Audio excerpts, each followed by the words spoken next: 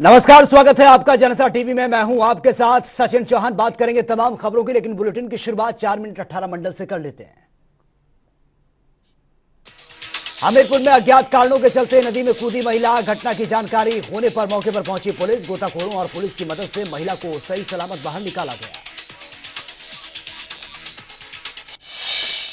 सहारनपुर में 73,000 से अधिक छात्र छात्राएं 98 परीक्षा केंद्रों पर देंगे यूपी बोर्ड की परीक्षा। नकल वालों पर लगेगी नकेल, सभी केंद्रों पर लगे हैं सीसीटीवी कैमरे।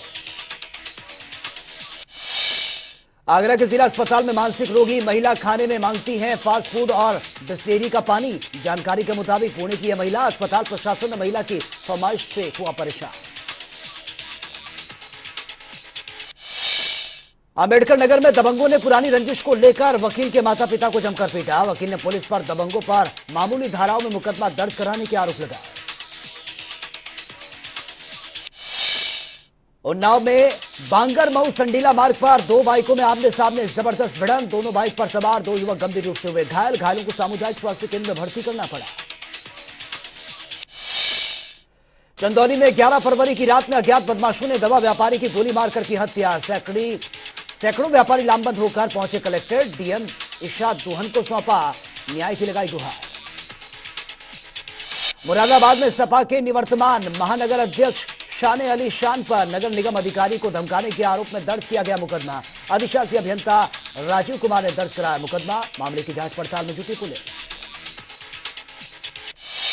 प्रयागराज में कानपुर रोड पर ऑडी कार ने बाइक सवार को मारी जबरदस्त टक्कर। बाइक सवार महिला गंभीर रूप से घायल। घटनास्थल पर पहुंची पुलिस। मामले की जांच पड़ताल में जुटी। प्रतापगढ़ की कुंडा कोतवाली क्षेत्र के शेरगढ़ में उधार का पैसा मांगने पर अधेड़ के दबंगों ने पीट पीट कर की हत्या। दबंगों ने बुजुर्ग को, उसके बेटे को भी मार मार कर लहूलुहान कर दिया। जालौन के माधोगढ़ कोतवाली क्षेत्र के रोज वैली स्कूल के सामने से दिन दहाड़े हुआ 19 वर्षीय युवती का अपहरण। इलाके में मचा हड़कंप। पीड़िता ने परिजनों को दी घटना की जानकारी। रायबरेली में अवैध संबंधों पर पर्दा डालने के लिए बहन ने प्रेमी संग सगे छोटे भाई की कर दी हत्या। सेलफोन खाला हत्या का राज पुलिस ने खुलासा करते हुए दोनों आरोपियों को जेल भेजा। आगरा कॉलेज में वेतन न बढ़ने से आक्रोशित दिखे कर्मचारियों ने मंडलायुक्त अमित कुमार गुप्ता से लगाई है न्याय की गुहार। कर्मचारियों ने कमिश्नर की अनुपस्थिति में अपर मंडल आयुक्त को ज्ञापन सौंपा। कानपुर में घाटों पर नहीं पहुंच रहे हैं कांवड़िए। दुकानदारों के चेहरे पर छाई है मायूसी। बढ़ती महंगाई को बताया वजह। सुल्तानपुर में लखनऊ बलिया नेशनल हाईवे पर हुआ हादसा। डीसीएम ने साइकिल सवार युवक को रौंदा। युवक की मौके पर ही मौत। दो युवकों का अस्पताल में इलाज जारी। भदोही में छात्र संघ चुनाव बहाली को लेकर केएनपीजी कॉलेज में धरने पर बैठे छात्र। एक की बिगड़ी तबियत। आनंद फानन में छात्र को अस्पताल में एडमिट करना पड़ा। बाराबंकी में विशालकाय अजगर निकलने से मचा हड़कंप। ग्रामीणों की सूचना पर मौके पर पहुंची वन विभाग की टीम। कड़ी मशक्कत के बाद अजगर का रेस्क्यू किया गया। हरदोई के कोतवाली देहात इलाके में सड़क पर पड़ा मिला युवक का शव। परिजनों ने जताई युवक की हत्या की आशंका। लखनऊ से कल घर आने के लिए निकला था युवक। आगरा के सिकंदरा पुलिस ने 3 शातिर वाहन चोरों को किया गिरफ्तार। पुलिस ने लगभग 10 दुपहिया वाहन किए बरामद। काफी समय से पुलिस को इन शातिर चोरों की तलाश थी। मैनपुरी में कॉल सेंटर बनाकर धोखाधड़ी करने वाले गिरोह का पुलिस ने किया पर्दाफाश। कॉल सेंटर बनाकर लोगों से गिरोह कर रहा था ठगी।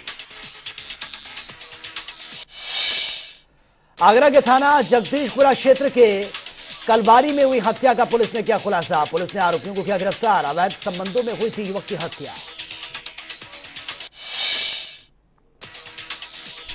ललितपुर पुलिस ने 5 मोटरसाइकिल चोरों को किया गिरफ्तार। चोरों के पास से 3 चोरी की मोटरसाइकिल भी बरामद। पुलिस ने चोरों पर संबंधित धाराओं में मामला दर्ज किया, जेल भेज दिया। आगरा में जिला अस्पताल की लापरवाही आई सामने। जिला अस्पताल के रीजनल डायग्नोस्टिक सेंटर्स पर खुलेआम पड़ा मिला डिस्पोज इंजेक्शन और medical waste. Agra Firozabad highway पर हुआ दर्दनाक हादसा। मौके पर जुटी लोगों की भीड़। हादसे में ट्रक बुरी तरह से हुआ क्षतिग्रस्त। पुलिस टीम मौके पर पहुंची। आत्मादौला थाना क्षेत्र का मामला। फतेहपुर में कानपुर देहात की हुई हृदय विदारक घटना को लेकर कांग्रेसियों ने राज्यपाल को सौंपा ज्ञापन। जिला अध्यक्ष ने कहा, प्रदेश में चल रही है बुलडोजर राजनीति।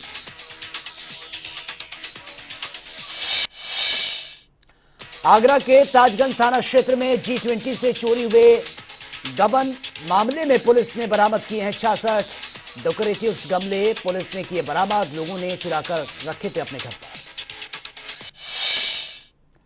आगरा के थाना सिकंदरा पुलिस को मिली है बड़ी सफलता। 2 पहिया वाहन चोरी करने वाले गैंग का किया खुलासा। 3 वाहन चोर और एक चोरी का माल खरीदने वाले मिस्त्री को गिरफ्तार किया गया। अनियंत्रित जेसीबी ने बाइक सवार को मारी जोरदार टक्कर। बाइक चालक की मौके पर ही मौत। दर्दनाक मौत, मृतक की पत्नी और भतीजे गंभीर रूप से घायल। महोबा में स्वास्थ्य महकमे की लापरवाही आई सामने। स्वीपर का मरीजों को इंजेक्शन लगाते हुए वीडियो सोशल मीडिया पर वायरल। संत कबीरनगर में बीजेपी विधायक पर अपहरणकार पिटाई के आरोप। क्षेत्र पंचायत सदस्यों ने लगाए आरोप। एसपी ने जांच का आश्वासन दिया। हरदोई के कछौना कोतवाली में जालसाजी से युवक के खाते से गायब कर दी गई नकदी। एयरटेल पेमेंट बैंक के माध्यम से उड़ाई गई नकदी। पत्नी से ओटीपी लेकर उड़ाई गई धनराशि।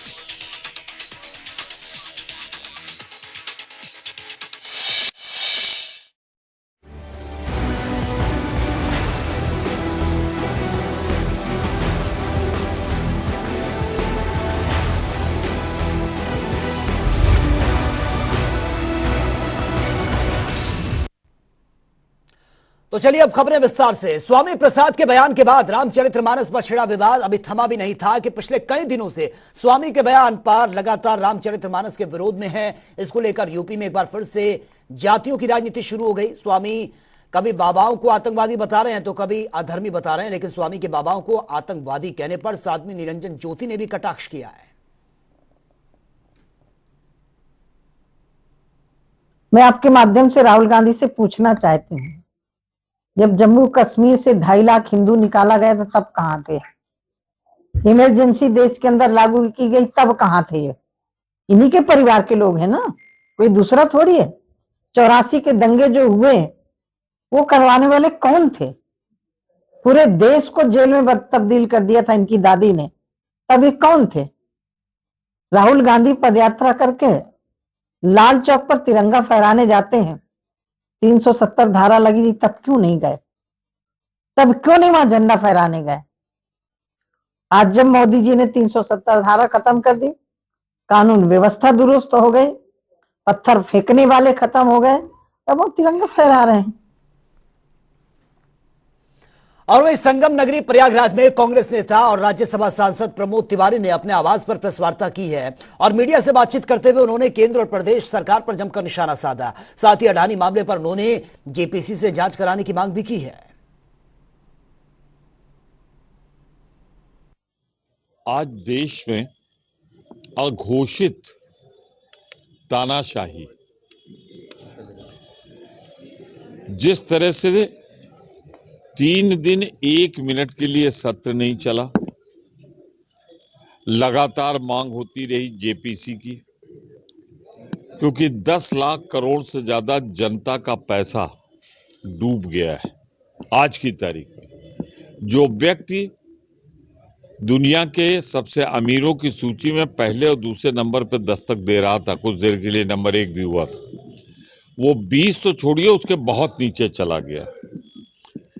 जो पैसा इसमें लगा है वो पैसा लगा है भारतीय जीवन बीमा निगम। और वहीं आजमगढ़ पहुंचे सपा के राष्ट्रीय महासचिव और जसवंत नगर से विधायक शिवपाल यादव ने कानपुर देहात की क्रूरता घटना को आड़े हाथों लेते हुए कहा कि प्रदेश की कानून व्यवस्था पूरी तरह से ध्वस्त हो चुकी है।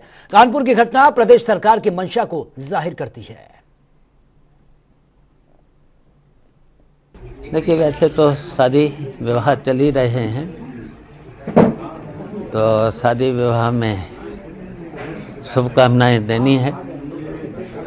सर, ऐसा कहा जाता है कि आजमगढ़ जिले से आपके परिवार से विशेष लगा हुआ है। लोग कहते हैं कि एक परिवार का एक घर सैफई है, दूसरे घर आजमगढ़। सर, इस पर आपके क्या? देखिए, नेताजी का बहुत लगाव रहा, जैसे इटावा वैसे ही आजमगढ़। और वह रामपुर में पूर्व मंत्री और कांग्रेस के माने जाने चेहरे नवाब काजिम अली खां और नवेद मियां ने स्वार डांडा विधानसभा सीट प्रशासन की तरफ से खाली घोषित किए जाने की खुशी पर उन्होंने खुशी जाहिर की है। आपको बता दें कि रामपुर से सपा के कद्दावर नेता आजम खां के बेटे अब्दुल्ला आजम खां इस स्वार डांडा सीट से विधायक हुआ करते थे।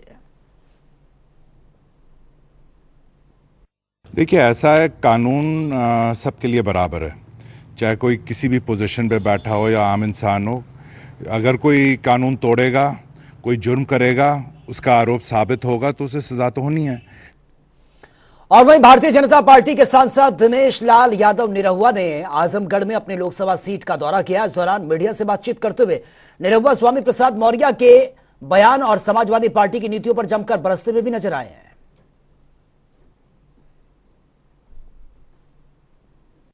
आजमगढ़ की जो सम्मानित जनता है वो बड़े मेहनत से, बड़े प्रयास से आजमगढ़ में कमल खिलाई है। तो हम लोगों का यही कर्तव्य है कि हम सरकार को कह करके उनका ध्यान आजमगढ़ पे आकर्षित करें, और वो मैं प्रयास करता हूं। हमेशा मैं जाके मिलता भी हूं मुख्यमंत्री जी से, प्रधानमंत्री जी से और बाकी विभाग में।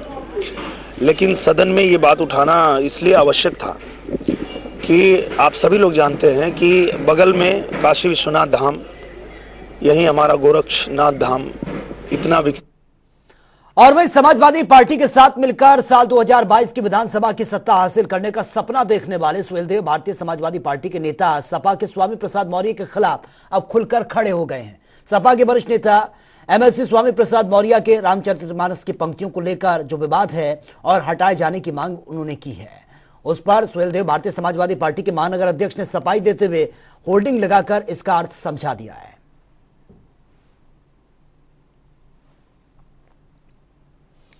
और वही निकाय चुनाव के लिए बीजेपी ने हुंकार भर ली है। आपको बता दें कि कैबिनेट मिनिस्टर और आगरा के निकाय चुनाव प्रभारी स्वतंत्र देव सिंह ने पदाधिकारियों के साथ बैठक की है, जिस दौरान स्वतंत्र देव सिंह ने कहा कि करीब 15 अप्रैल के आसपास निकाय चुनाव हो सकते हैं, और यह भी कहा कि इस बार भी बीजेपी निकाय चुनाव में प्रदेश भर में परचम लहराएगी। चुनाव की अपनी तैयारी संगठन की चल रही है सभी लोग, और पहले से अध्यक्ष, महानगर अध्यक्ष हमारे सूरत के प्रभारी कई राउंड आए हैं, बैठक लिए हैं। पूरे की बोर्ड मतदाता बढ़ाने से लेकर सभी कार्यकर्ताओं ने दम पर कार्यकर्ताओं ने अच्छा काम। और भगवान श्री कृष्ण जन्मभूमि और शाही ईदगाह मस्जिद के जमीनी विवाद में श्री कृष्ण जन्मभूमि मुक्ति न्यास के अध्यक्ष अधिवक्ता महेंद्र प्रताप सिंह के बाद में फास्ट ट्रैक कोर्ट में सुनवाई होनी थी, लेकिन मथुरा में एक महिला वकील की अचानक मौत होने के कारण सुनवाई नहीं हो पाई। देखिए, इसमें एक ये केस जो चल रहा है श्री कृष्ण जन्मभूमि को लेकर के, और ये फास्ट ट्रैक कोर्ट में है, तो आज इसमें सुनवाई होनी थी।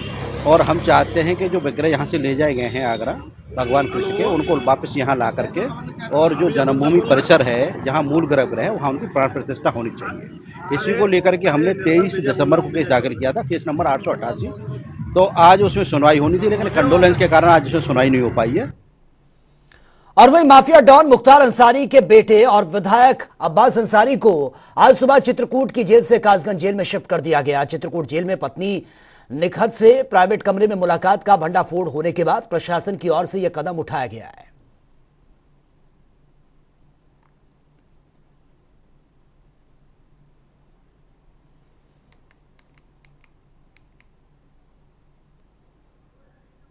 और वहीं अब्दुल्ला आजम की विधानसभा से सदस्यता समाप्त कर दी गई है। विधानसभा सचिवालय के विशेष सचिव मोहम्मद मुश्किद ने इस बाबत अधिसूचना जारी करते हुए स्वार विधानसभा सीट को 13 फरवरी से रिक्त घोषित कर दिया है।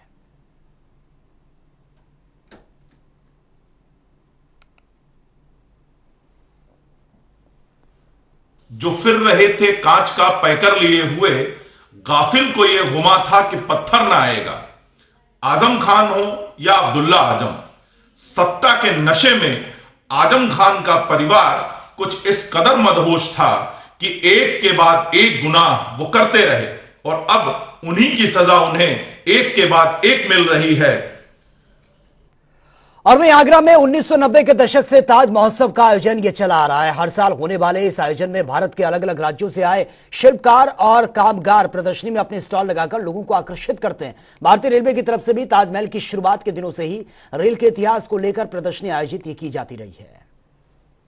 इस बार ताज महोत्सव में रेलवे बहुत ही अच्छी एक प्रदर्शनी लगाने की तैयारी कर रहा है। रेल प्रदर्शनी का नाम इस बार रेल निहारिका रखा गया है, जिसमें अब रेलवे की दुनिया आकर उसमें एक्सपीरियंस कर सकेंगे। खास करके बच्चों पे और यंग लोगों पे हम फोकस कर रहे हैं, जो रेलवे की जो हेरिटेज है, विरासत है, और साथ ही रेलवे में जो विकास हो रहा है, नए प्रोजेक्ट्स जो आ रहे हैं, उन दोनों के बारे में जान सकें। और वे उत्तर प्रदेश में आमतौर पर बाबा के बुलडोजर को अपने गुंडों और माफियाओं के खिलाफ दौड़ाते हुए देखा गया है और उनके अवैध कब्जों को बाबा के बुलडोजर ने कार्रवाई करते हुए तबाह भी कर दिया। लेकिन आज बाराबंकी जिले में बेहद अनोखा नजारा देखने को मिला, जहां बदमाशों के लिए खौफ बन चुके बाबा के बुलडोजर पर सवार होकर मुसलमानों ने लोधेश्वर महादेव जा रहे कांवड़ियों पर पुष्प वर्षा की है और बेहद अनोखा स्वागत भी किया है। आप हमेशा कितने सालों से आप आ रहे हैं यहाँ महादेवा? 25 साल से। 25 साल से। क्या मान्यताएं रहती हैं कि जो आपकी मान्यताएं पूरी होती हैं? हाँ, होती हैं। मान्यताएं ना हो तो आने में ये नहीं झाले हो जाते, सब कुछ होता है उनकी कृपा से। कानपुर देहात कमालपुर कारू पड़ता है जी सर। ये कब से आप लेके जा रहे हैं? हमको सर 10वीं है ये। तो क्या मन में क्या श्रद्धा होती है? क्या अरे भोले बाबा की श्रद्धा, बुलाते हैं तो हम आते हैं। और लखनऊ के राजकीय बाल गृह में 4 बच्चों की मौत का मामला सामने आया, जिसमें हड़कंप की स्थिति देखने को मिली है, क्योंकि कहीं ना कहीं इसके पीछे हॉस्पिटल की लापरवाही भी नजर आ रही है। 3 बच्चों की मौत 10-12 फरवरी के बीच हुई है और इसी के चलते सीएमओ की तरफ से टीम बनाकर जांच के आदेश दिए गए हैं।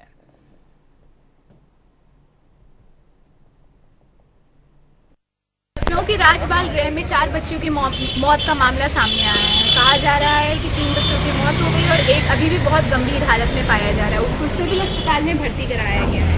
कहा जा रहा है कि दिसंबर और जनवरी के महीने में ये बच्चे बहुत तेज ठंड की चपेट में आ गए थे, उसी के चलते इनको निमोनिया हो गया था। उसी के लिए इनको सिविल अस्पताल में भर्ती कराया गया। इस मामले में कोई भी अधिकारी कुछ कहना नहीं चाहता है। क्या होगा इस टॉपिक पे देखते हैं, आइए। मैं अद्विका चौधरी, जनता टीवी, लखनऊ से। और वहीं कानपुर देहात में मां बेटी की जलकर हुई मौत का दुखद इसको करार देते हुए मुख्यमंत्री योगी आदित्यनाथ ने कहा कि एसआईटी जांच कर रही है और साथ ही मजिस्ट्रियल जांच के आदेश भी दे दिए गए हैं। सीएम योगी ने इस पर ट्वीट भी किया है। कानपुर देहात घटना के बाद परिवार वालों से सियासी तांता वहां पर लगा हुआ है और इसी क्रम में यूपी सरकार में राज्य मंत्री अजीत पाल देर शाम पीड़ित परिवार से मिलने उनके घर पहुंचे। बीजेपी जिला अध्यक्ष रसूलाबाद विधायक पूनम संखवार सहित अन्य कार्यकर्ता भी मौजूद रहे।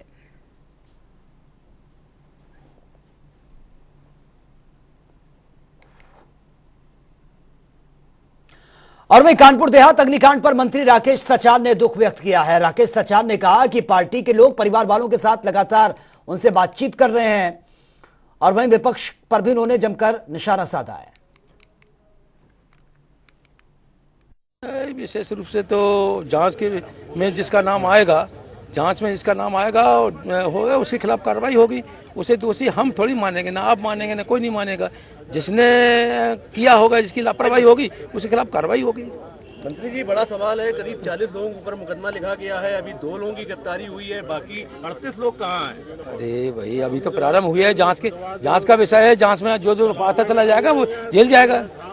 दुखद घटना है जो घटना घटित हुई है और उसमें जो पूरी पार्टी के लोग लगातार उसमें लगे रहे और वह उत्तर प्रदेश के कानपुर देहात में अतिक्रमण हटाने के दौरान मां बेटी की जिंदा जलकर मौत हो गई थी और अब इस घटना को लेकर प्रदेश में सियासत शुरू हो गई है। अपराधियों के बढ़ते मनोबल और यूपी में बुलडोजर तंत्र से खपा कांग्रेसियों ने सिविल लाइंस स्थित धरना स्थल पर जमकर प्रदर्शन किया है। प्रदर्शन की तस्वीरें आपके सामने है।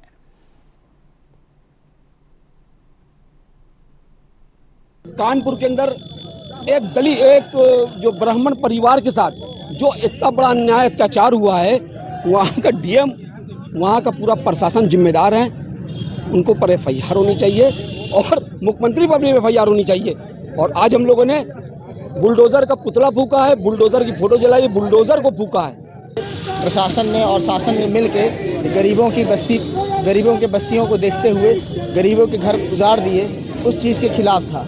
वहाँ पे अमानवीय घटना हो रही थी जिसमें देखा जा रहा था कि एक बेटी और एक माँ सीधा वहाँ विरोध कर रही थी कि हाँ आप हमारे घर का कागज़ दिखाइए, कुछ भी दिखाइए जिसके कारण आप तोड़ने के लिए आए हैं, पर वो सीधा तानाशाही पे उतारा है और उन्होंने गरीबों का घर तोड़ दिया।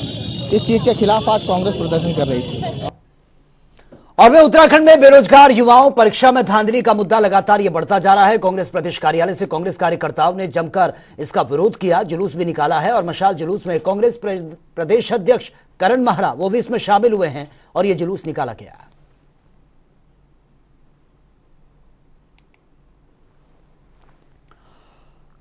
और वहीं बेरोजगार युवाओं के समर्थन में उत्तराखंड कांग्रेस लगातार सड़कों पर आंदोलन कर रही है। विगत 9 फरवरी को युवा बेरोजगार पर हुए लाठीचार्ज के विरोध में भर्ती घोटाले की जांच सिटिंग जज की निगरानी में और सीबीआई से कराए जाने की मांग को लेकर लगातार यह धरना प्रदर्शन जारी है।